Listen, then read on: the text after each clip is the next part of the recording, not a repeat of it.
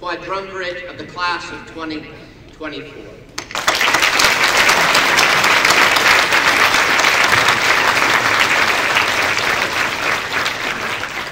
At the request of the faculty, the Reverend Fathers and Mark were asked to choose one among themselves that would deliver the valedictory address on their collective behalf. Having chosen, at this time I call upon Father Jordan Kingery, who will deliver the valedictory address.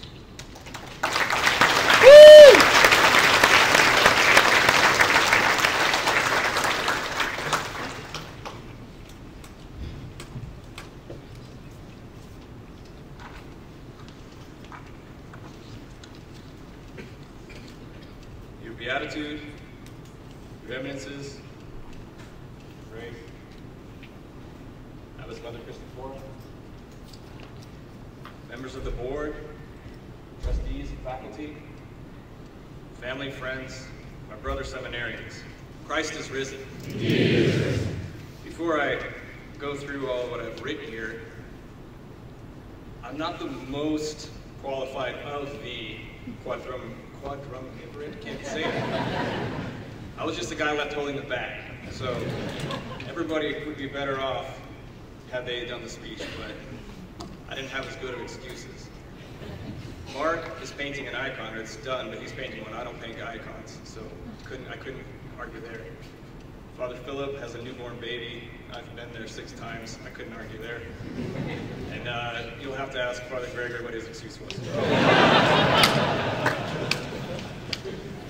So as Father Paul mentioned, my name is Father Jordan Kingery. I grew up running wild and free in the mountains and forests of Montana. When I graduated high school, I would have never dreamed I would go to seminary someday. I actually refused even to go to Bible college, and I joined the Navy instead. Until a few years ago, I would never have imagined I would be ordained a priest in the Orthodox Church. And until 3 days ago, I had no idea I'd be giving a speech. Funny how things change in life. A little less than 3 years ago, I distinctly remember being told that this day would come more quickly than we expected, that we would blink and graduation would be here. I'm not sure it came quite that fast or that easily, but this day has indeed arrived more quickly than I thought it would. That should be an encouragement to you, the first and second year class. Although it doesn't feel like it now, you've got your nose to the grindstone, and you're in the thick of it. You blink once, and you'll be back again in the summer. You blink again, and you'll be at the end of the semester. Blink a third time, and you'll be in our shoes, standing on the podium. So from our class, I'd like to share some rules for surviving St. Tikhon's, gleaned from our collective experience. I think they also transferred rather well to the outside world. First, from Archimandrite Sergius in spirituality class, pray first. Wish he was here. Second, remember, everything is not okay, but that's okay. Third, be normal. We all want to be holy. But before you can be holy, you have to be good. And before you can be good, you have to be normal. Fourth, from our beloved Father Leonti, keep a good attitude and tribulate gloriously. We have learned a lot more than this, but I was told to keep it under 10 minutes. So soon we'll be putting all our lessons learned in the classroom and the church to the test. In parishes across the country, even as far as Mexico, India, and Australia. As choir directors and iconographers, I see you music and iconography students out there. As chaplains, whether ordained or not, as leaders in the church. The education and formation received here at St. Tikhon's makes you a leader wherever you go. No pressure, right? Before I get carried away, I'd like to thank a few people.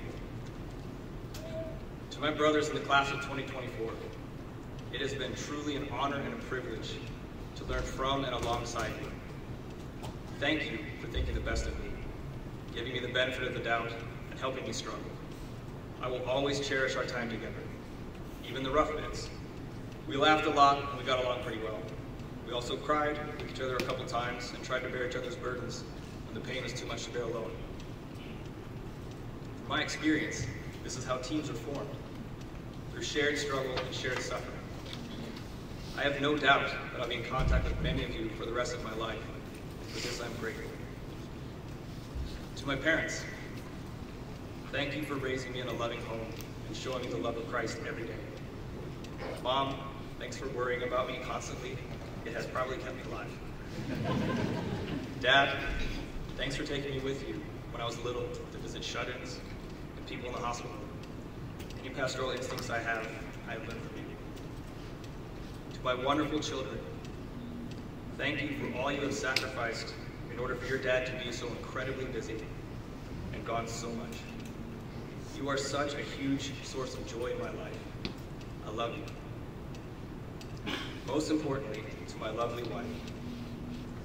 I wrote this before hearing Mother Abbess's address last night. To my lovely wife, you have sacrificed so much and worked so hard for me and for our family to keep us afloat and trucking along over here. Thank you for supporting me, for seeing the best in me, and encouraging me when I've struggled.